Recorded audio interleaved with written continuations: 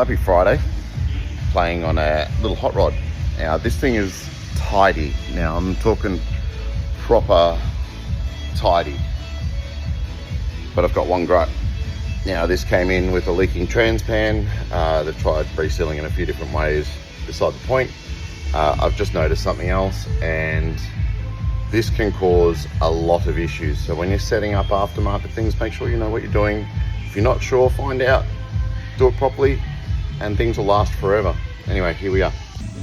So this bad boy is the transmission dipstick, and it's an aftermarket style. Now the pan itself sits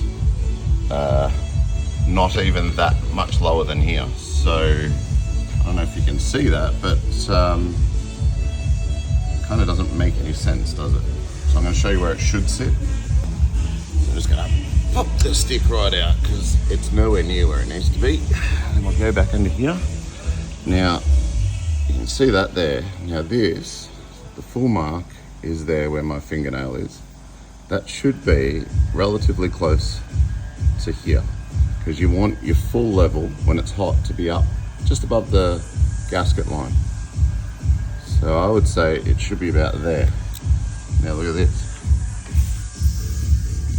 I don't think you'd be checking that correctly, would you?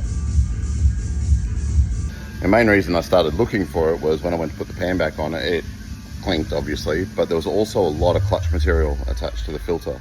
So this thing's been running dry for quite some time, because when that stick came down, it was sitting sideways and lying flat in the oil, not actually reading it properly.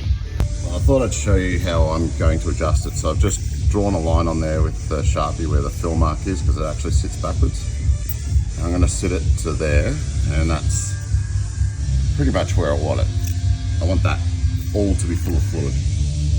So now I can pretty much pull it back down, make sure the dipstick is seated all the way, and then I'm going to measure from here to here, and that's how much I'm going to cut off the cable at the top.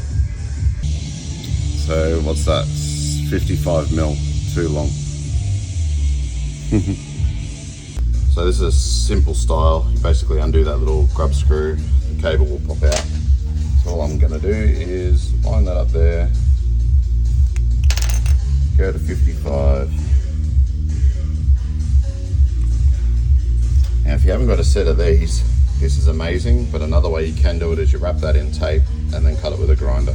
Don't use side cutters or anything, because it will flare up and then you'll never get it back in that.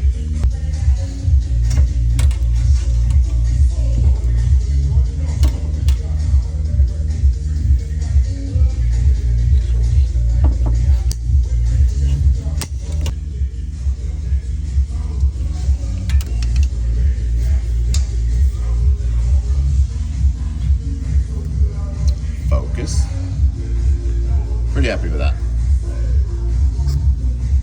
Anyway, have a great day, guys.